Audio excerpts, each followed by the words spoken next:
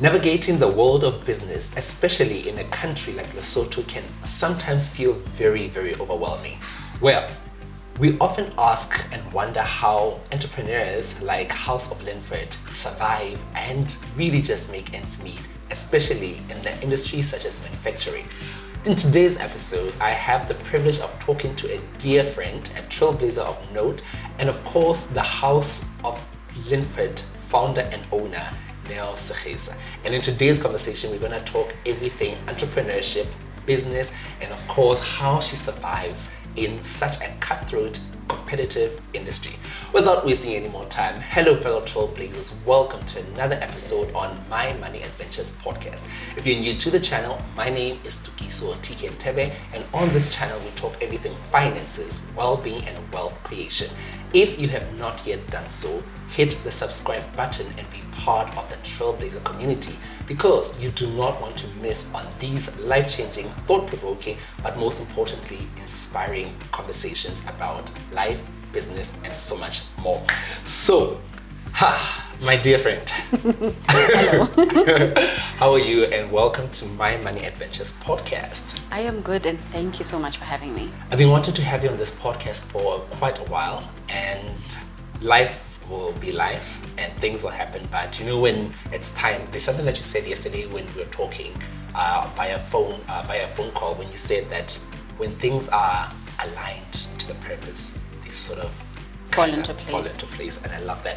So I remember meeting you, I think for the very first time in 2017, 2018, thereabout, at the Lesotho Wine Festival at Avani, Lesotho. And I was like, because I've been following Linford Vodka for a while, and I had a bottle myself, I was starstruck. I was like, oh my God! So for people who don't know you, maybe let's start with introduction.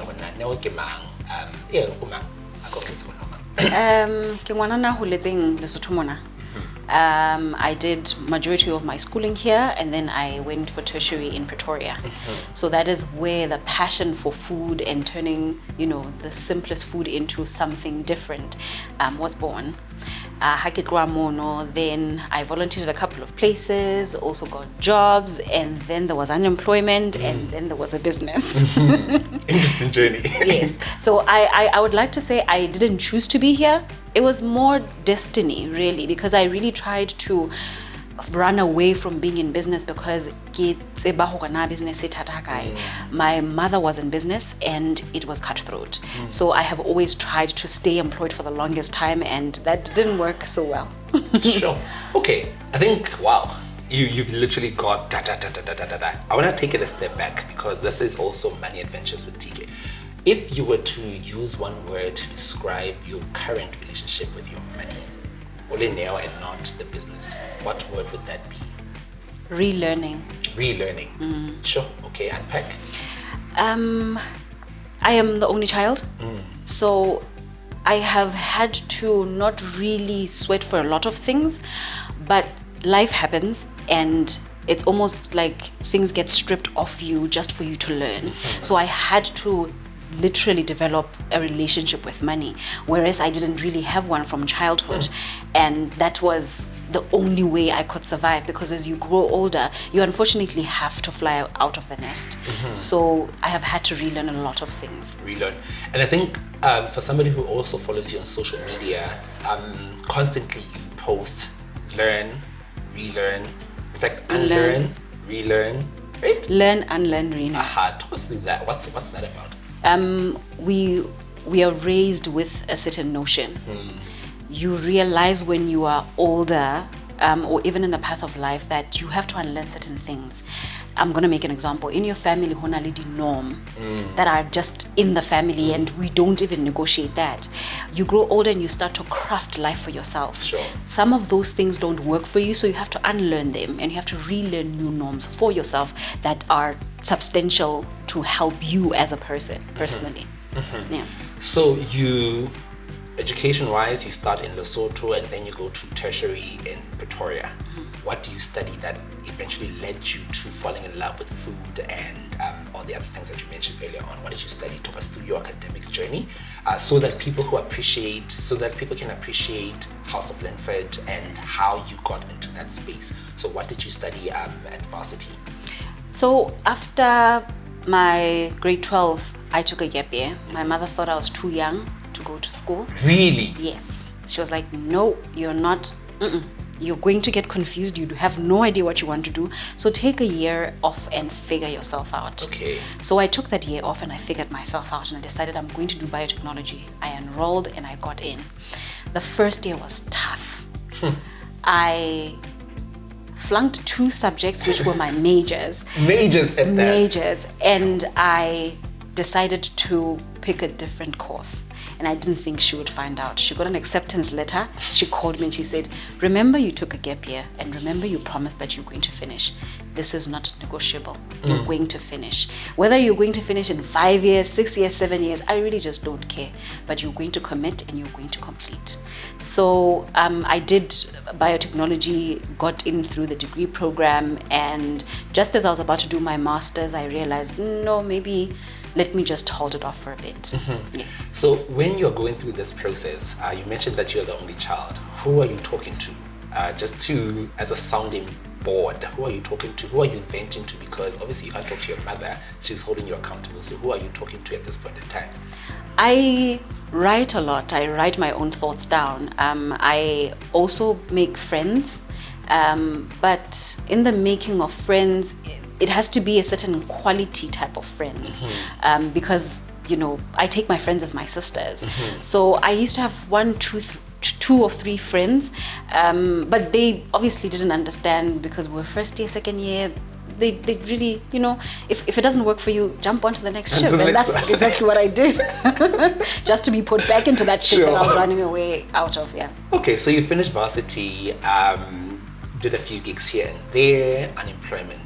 Yes. And then from unemployment straight into starting a business. What inspired? Obviously, you are looking for money to survive, but how did that transition happen? To say, I am unemployed, I don't have an income, so let me do something about it. Talk us through that journey.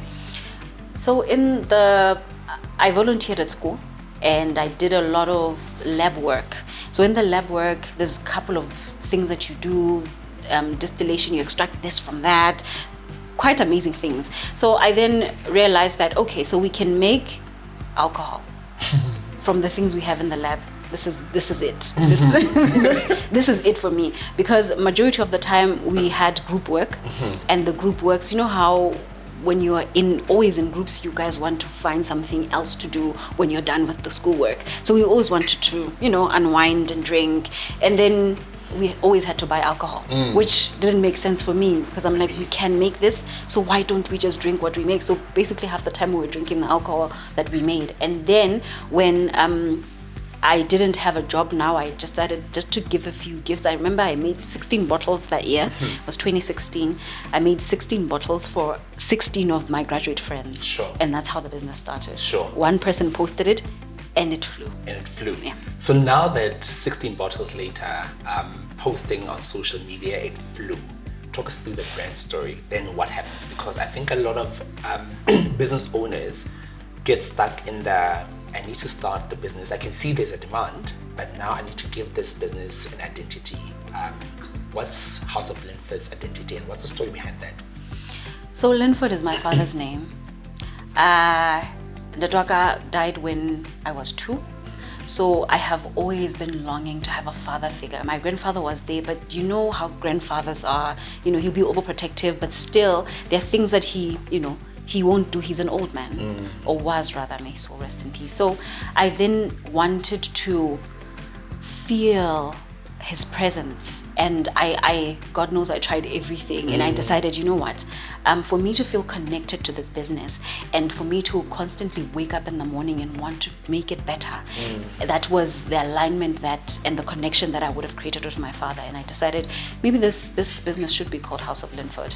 Wow, great. I could literally feel, I was starting to feel emotional as you were sharing that story. And I think for a lot of entrepreneurs, we don't really focus a lot on the why we started certain things, because like you mentioned, is you needed a reason to keep waking up because business is a bit challenging. It's not as romantic, it's not as easy, it's not as seamless as many seem to make it. So wow, thank you for sharing that story. So maybe let's now delve a bit deeper into House of Linford. What does it do for people who aren't familiar with House of Linford? What does it do? It's a micro distillery. In the essence of it. It's got richness, right? Yeah, it's got. We currently have 2 brands, Linford Vodka and Sanitizer. So basically that's what we're doing. How did what inspired gin and what inspired vodka? So the vodka was the baby that we started with. It's very easy to make vodka, and I'll say easy because it's easy for me. It's almost like saying it's very easy to drop a financial plan. Like, wait, what? No, that's not easy. So yeah. But basically, vodka is what you start with a lot of spirits. Okay. The process is quite simple. You have sugars, you have yeast, you then have alcohol come out. So that's where you start with a lot of products. So we started there, and then we realized the trend that was growing of gin. And goodness, for a person who doesn't drink gin much, I'm not a fan. It took almost 8 to 9 months trying to figure out what profile gin we would produce, because people gravitate towards different types of gin for different reasons. I could have a gin that has a profile of herbs and it reminds me of my grandfather, and it would remind you of the wild, you know. So people gravitate towards different brands for different reasons and how it evokes their feelings. So we had to dig deep into what is there in Lesotho, because we are very patriotic about our brands. What is there in Lesotho? What can we find all year round? And you know, how would we make sure that it does speak to the ordinary Mosotho? And that's when Sanitizer was born. I think as you're saying this, you remind me of your interview with Pinks on Real Talks with Pinks, where one of the questions she asked you was, how easy is it for you to find ingredients in Lesotho? So Hola, maybe unpack a bit on that as well, just so that the consumer or the viewer of this podcast can literally just appreciate the value chain. Right. Yeah. So we start with grains. Koro. We source koro from the northern side of the country. It's because the seasonal crop, it's not so easy. So what we do is we buy as much as we can during harvest, and then we store. Okay.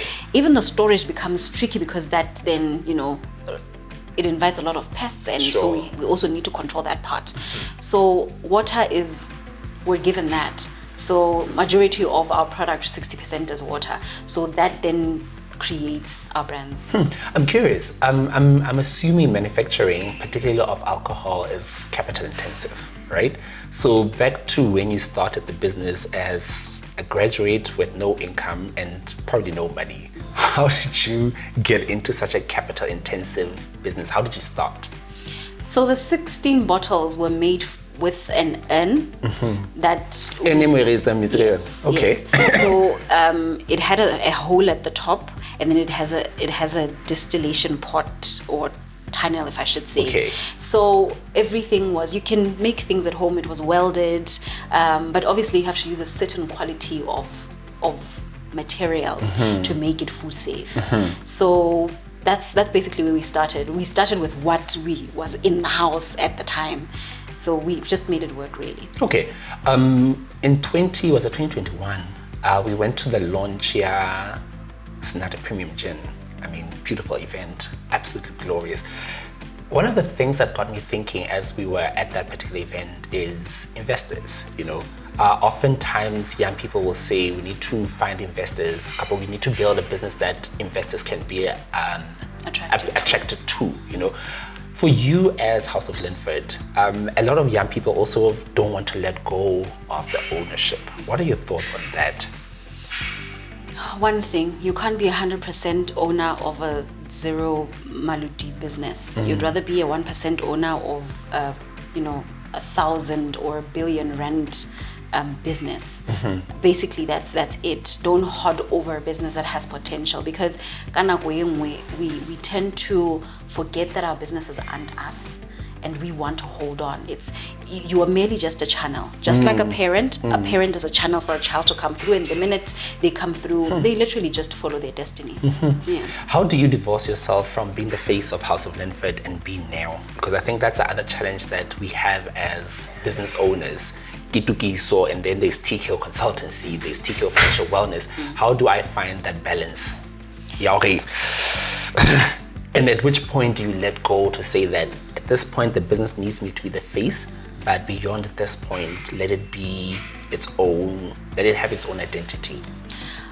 With the face, it's a bit challenging, especially if you are from a small country.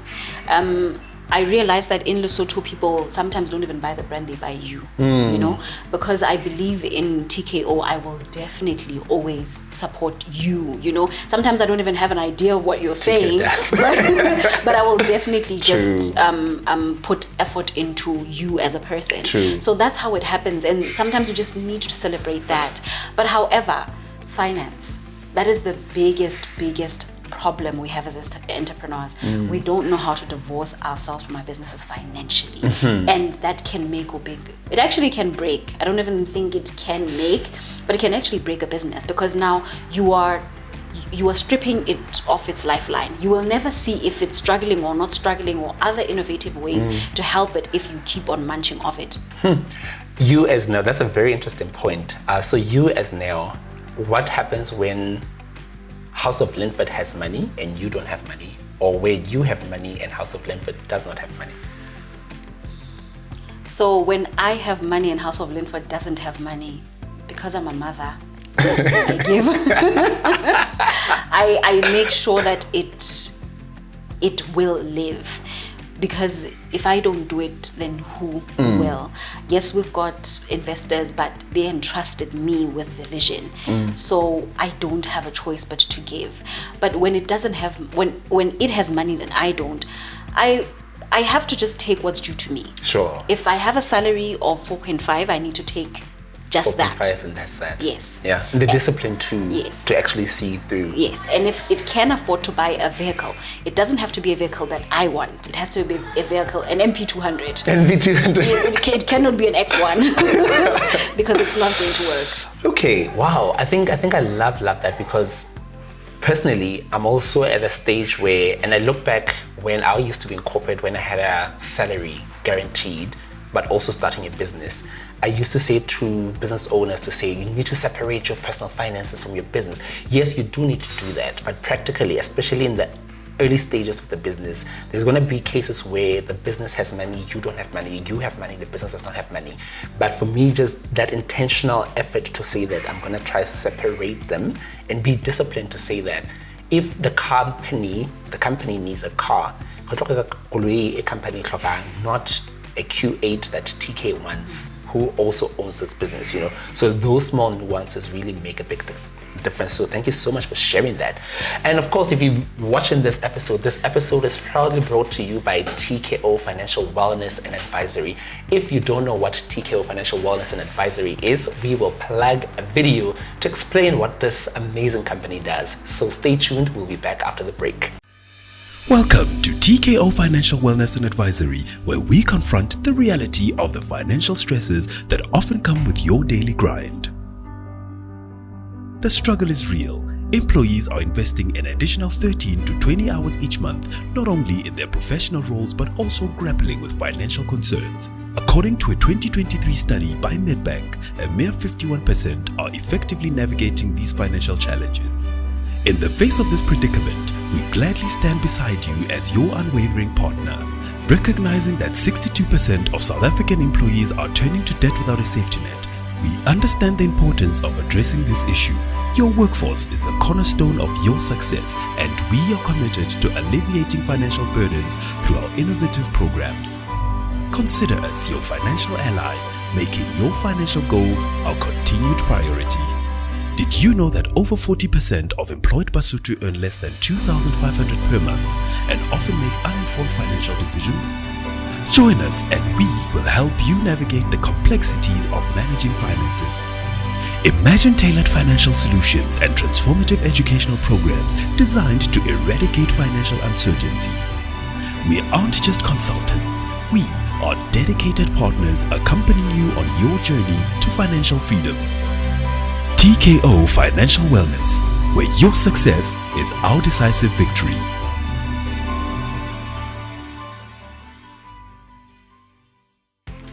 So, welcome back to the second half of the break. I want to know from you now a bit more, zoning into a bit more of the personal development aspect of it, right? Running a business like House of Linford requires many skills. We're talking human resources. You are the human resources person, so you're managing employee issues. You're the marketing director and the creative director. You're the finance director. You're the chief executive officer or the managing director. How do you manage all the different hats while still trying to be yourself? So what kind of skills do you need to nurture as a business owner, and how has that shaped how you manage the business? So most careers don't really have a lot of entrepreneurship in them. They teach you the technical skills of, I'm going to make an example with me. Biotechnology just teaches you how to be a biotechnologist or a biotechnician, and that's about it. But should you get into business, you really just have to, learn a bit more. So I took an extra step further and started my MBA journey. So in the MBA, you also need to be very intentional. You're not just learning, you're learning and applying. Learning and applying. That is very important, or else you end up just learning and wanting to pass. Because HR, whatever policies they have, you now need to come back to House of Linford and say, okay, so I learned in section 2 that you need policies. What are policies crafted on? And how do I make sure that I do exactly as my policy says? Because those kind of things are things that would make your business look attractive. Writing something that you said you're going to do and actually doing it. Yeah. So that's very, very important. And I think in 2019, which was another special moment in our relationship, is when we did the Mandela Washington Fellowship. You went to the US. How did that experience coming back? Well, I think it's now 5 years later. How has that experience being part of the Mandela Washington Fellowship shaped you? And what learnings did you take from the US that you are now applying into House of Linford? It's amazing we're having this conversation. Someone asked me if I ever enjoyed going to the US, and I said I wasn't there for fun. So I didn't enjoy a lot of things that people would have thought, as an African you'd go there to enjoy. I went there with a plan. I wanted to visit other distilleries. I wanted to see what they're doing. I wanted to see how they're doing it. I wanted to understand what the ecosystem is like. I wanted to make sure that I live there with networks. So I was doing a lot of work, and when people were going out to clubs, I was sitting and filing because that was around the same time we had to file. So I was sitting and doing my returns in my room. So I was there basically to learn more than anything, and I came back and I took all those networks, and those are the networks that helped me through the COVID-19 pandemic. So I've got two questions. From the US experience, Hannah, where were you based, so that people also appreciate which part of the US you were, and what was special about that particular spot or that place in relation to House of Linford? And then the second one is COVID-19. It came, the alcohol industry was literally shut down. How did House of Linford pivot or navigate that particular season? So I was stationed in Atlanta. I was very intentional about that question. Very, very intentional about that question, yeah. Yeah, so that's where I was stationed. And the reason why, for me, that was an amazing place to be placed. But it's because it has a historic background with Black people. Slavery took and stripped off a lot of people from their human sense, and Black people really did try to change their lives around, and in that they developed businesses and they ran massive businesses. So that place worked in terms of being in the manufacturing industry and having a lot more Black people being in the manufacturing industry. And that's why, for me, that was a phenomenal place because I learned a lot of things from those people. Yeah, I think it's, I was very intentional, like I mentioned, I was very intentional about that question because Atlanta is very popular, especially if you are in the manufacturing. All the big manufacturing distillery companies are in Atlanta, so that's the reason I was asking specifically why you should mention the place. So COVID-19 happens, lockdown. I remember when lockdown happened, you probably had a consignment of bottles at the border. Yes, my whole equipment was at the border. Your entire equipment was at the border. Yes. And now suddenly there's a lockdown, there's a ban on alcohol. Yeah. Talk us through that experience. I can literally see you reliving the emotions all over again. I'm a person who does things by the book. I have never thought I had to push an envelope under the... I never thought that would have had to happen to me. COVID happened, or the lockdown happened the day, I think it was the 16th, if I'm not mistaken. It was the day after we had gotten our equipment. I had just gotten funding from a conglomerate of businesses in Lesotho, also coupled with investors. So we had just gone through a good, successful capital round, and this is me going to buy equipment. This equipment was going to help from the 16 bottles to the 200 bottles. And we left. I already had an arrangement with a supplier. Everything was done seamlessly. We had a trailer. We put everything onto the trailer. We drove home. We got to the border.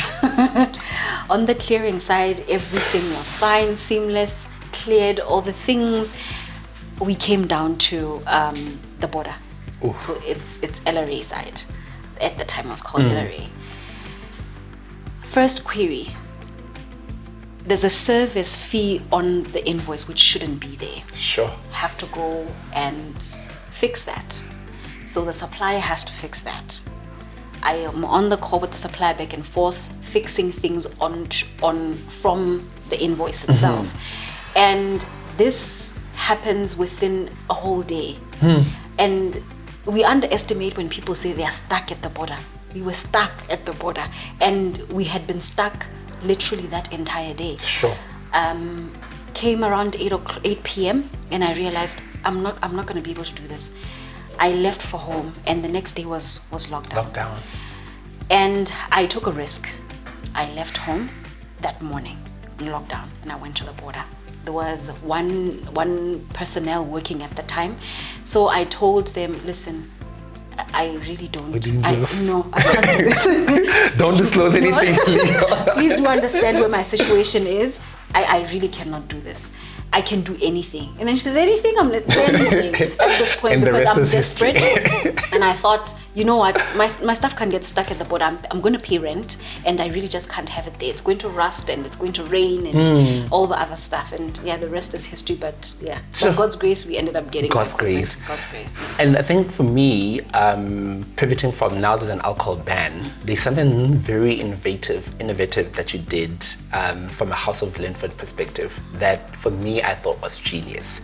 Talk us through the pivot and taking advantage of what was a bad situation and converting that or changing that into making lemonade out of lemons that you were served.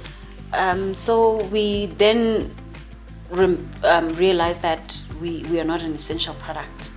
I thought we were, but we're not an essential product. Then I wanted to find out a week later. I remember the first day after that, I was washing blankets, washing walls, washing curtains, washing anything that was washable in the house. And then the third day I'm like, no, I really can't sit and wash. I'm going to go crazy. What are other people doing? And then I remembered I've got networks in the US. Why don't I give them a call and find out what they are doing? Because they encountered lockdown before we did. So I'm sure there are ways that they are going about it. And the one gentleman of one of the distilleries I visited told me, we're making sanitizers now. And I thought, but that's going to kill my equipment. It's going to corrode it's completely different. My equipment is for edible products, and now you're asking me to make sanitizers. I don't know how that's going to work. And then he was telling me, go onto the website of WHO and then find out what is needed. I did that. I found out that they need about 70% alcohol, and I thought, this is it. This for is me. it. And I went around locally to find who else is making sanitizer so that I supply the component. And I literally did that, and we were able to pay rent. To pay rent. Yes. Sure. It's amazing how, like I mentioned, how you can make something great out of a very tricky, uncomfortable, uncertain, and unpredictable situation. So as we get closer to the end of the conversation, is we always talk about diversifying our income streams. And you are earning a salary from House of Linford. You mentioned 4.5. I don't know if that's accurate, but you also have another business that you do on the side, right? Lipstick. Talk us through that business. I love, before House of Linford, I used to sell African print material. So I love finding things to do and complementing my salary.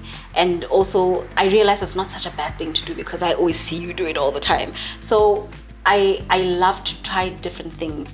I would be into cosmetics because also that's something that we can, it's not difficult for me to do because it all comes from manufacturing. Sure. You have the one product and you can make it out of 6 other things. So that is basically just me trying to find other ways by doing something that I like. I love lipstick.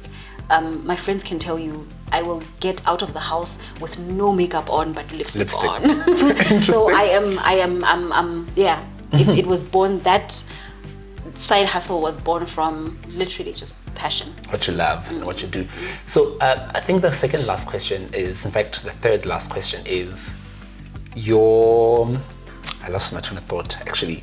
Doing business with family. You mentioned that you are doing business with your mom. Yes. That's very, very interesting and very, very uncommon as well. No, we do have a lot of family-owned businesses, but how is it working with your mom? I think the last time at the flea market, you guys were working together but independently. But I've also seen her literally show up, not as your mom, but as somebody who is working at House of Linford. How do you manage? What are the dynamics working with your mom, also being the only child?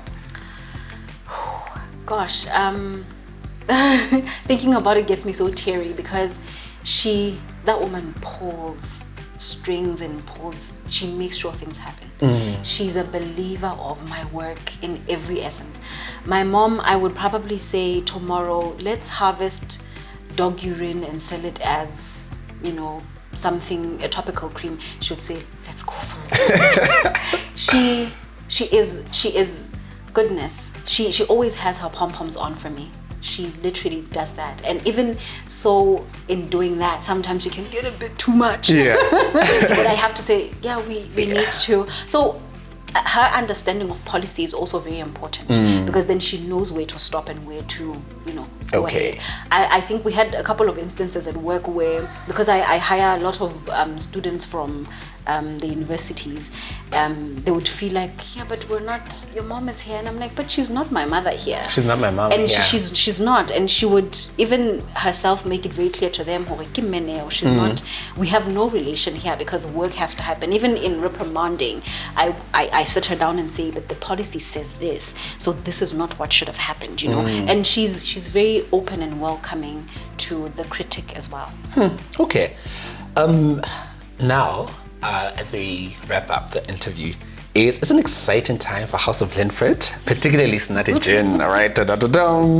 You were at the Bloemfontein Gin Festival, which was amazing. And then you launched the Personalization campaign. Talk us through all of those highlights. We do have the product here. I'm gonna show something as well.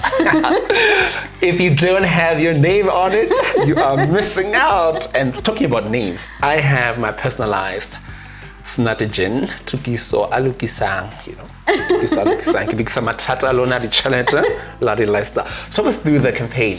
In fact, let's start with the Gin Festival, the Bloemfontein Gin Festival, because I think that was quite something amazing. I know you've been at different festivals, but talk us through that particular festival and many others, and then talk us through that beautiful campaign and what we can expect. In fact, the last question will be what we can expect. So talk us through the exciting things happening at House of Linford. So a part of our 5-year goal was to start growing beyond the borders, finding ways to connect with people beyond the borders. And Lesotho is, I always say Lesotho is so fortunate. We have a lot of people in the diaspora who we can literally use because they're patriots. And I don't know why this is, but the minute you get into a foreign country, you love your country more. Sure. It's crazy. Sure. Because you find that people that buy Megoroto are not the Basotho that come in, but it's the Basotho that go out. Yes. So those are the kind of people that we wanted to make sure that our brands run through. So Bloemfontein, as the nearest, biggest, metropolitan city, we thought this is the chance for us to take a step out, even if it's just one foot out. But we did that and it was phenomenal. My biggest fear was being swallowed, but Basotho gave us amazing support. Amazing support. Talking about being swallowed, which is a genuine concern, right? How do you stay competitive? How do you stay grounded? How do you stay the gin market, like I mentioned, has so many players. How do you stay grounded to say that Senate Gin is special and we are here to stay? I think the question I should ask rather is, talk us through Senate Gin. What makes Senate Gin unique? Apart, not even apart, including the name Senate Gin. So for us, it's selling the story. Senate is Kikili Bizola. I've never come across a Senate in Botswana unless they have some lineage pulling them towards Lesotho. And for me, we needed something that Basotho are going to be proud of. Linford is my father, but I wanted to make sure Basotho have something, So that's the birth of Senate Gin. And it's always been, and I think it's got the most amount of support in our entire product portfolio, because Basotho just, they feel like it's theirs, and that's exactly what we wanted to do. We wanted Basotho to, when they're not having another brand, local brand, to have Senate Gin as their choice of beverage. And then you took it a step further. You're like, you wanted to be Senate Gin, make it ours, make it our own. Definitely. And then you took it to, now I can have Senate Gin to Kiso, Paul, Lerato, Tabiso, Tapelo, Bokang, all these amazing names. So how is what inspired the campaign, and how is the campaign going? Right. And I asked this because I saw that it's backed by popular demand. So, in business, there is nothing that you're going to innovate from scratch. Someone has done it before. Yeah. And I think a lot of people will know where the campaign came from. So we adopted the campaign and brought it home. The idea when you adopt something is to bring it home. Make sure it's relatable to the people that you are serving it to. So a lot of people don't even know what the message says underneath their names. I don't know if you noticed. You noticed. So with the 200 years, we wanted to celebrate every single person that has ever supported us, and the ones that are also, would love to support us. And the personalization for us was a no-brainer, because then even the word says Dukiso and Senate Gin would like to wish you a 200 years Basotho. So in the 200-year era, we've come a long way. Sure. So we wanted to, people up by name and say Dukiso, Newo, Mpo. We wanted you to feel special, because 200 years, gee whiz. Yeah. Now there's a trailblazer watching this, and they're seeing a Dukiso, they're seeing a Mpo Lerato. Now they're like, I want my name on that bottle. I want a Senate Gin. I want a Dukiso and Senate Gin wish you 200 years. How do they go about that? Because now you have a promo code coming up. On social media, get onto social media, we'll have the promo codes up, and then we'll just, by click of a link, you can place an order, and you have a minimal to put up for deposit, for commitment. Okay. And then the rest of the payment is, upon delivery. Okay. And we've moved, because when we started the campaign, it took about 21 days. We've moved from 21 days to 7 to 10 days. Okay. So we've really tried to, tighten the value chain. All right. Yeah. Any closing remarks? What are you saying to the trailblazer community who are big fans, or if they're not big fans, they're about to be big fans of House of Linford, Sanitizer, and Linford vodka. This year is about patriotism amongst everything else. Let's support local brands. And I know that some people might say, but local brands sometimes just, they tear our hearts. But Rome was not built in a day. Also, another thing that's important, kindly, kindly fix their crown. It doesn't help to bash any brand on Facebook. It doesn't help to bash any brand on social media. Fix their crown, because at the end of the day, I always say, I don't even know the owner of Appetizer, but I drink it. True. And I'm sure that they had a lot of, challenges along the way, and there are supportive people around them that fixed their crown gently. Fix the crown gently. Feedback is constructive. Make sure it's kind, healthy, and all of that. Ladies and gentlemen, you've been watching another incredible episode on My Money Adventures podcast. I've been chatting to Neo Segesa, founder of House of Linford.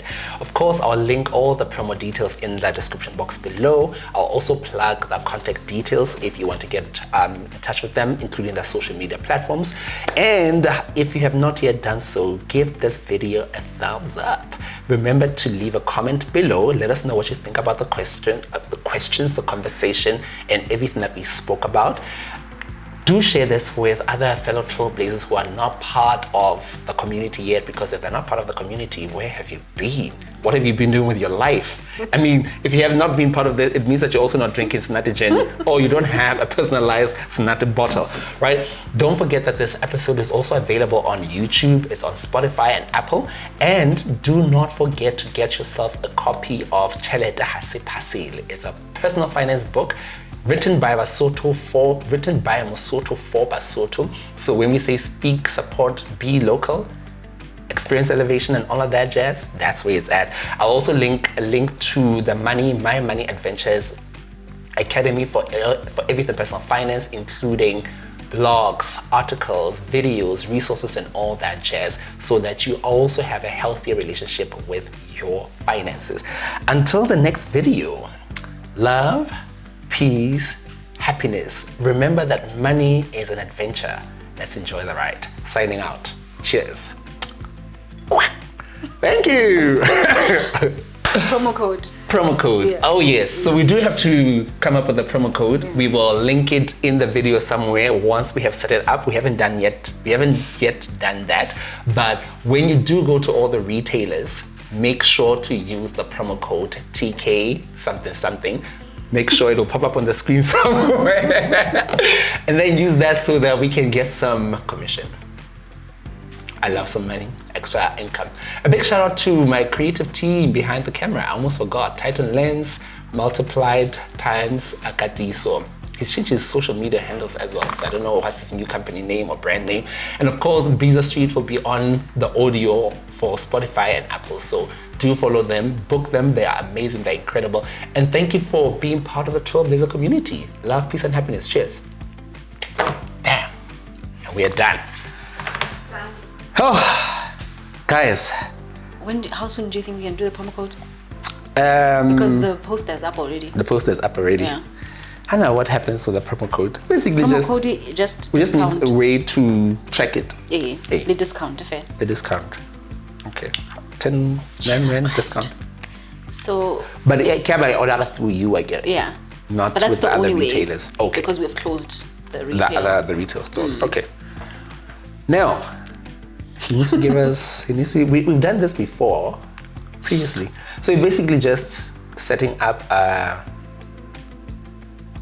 So we can run it through an Excel spreadsheet, Yes.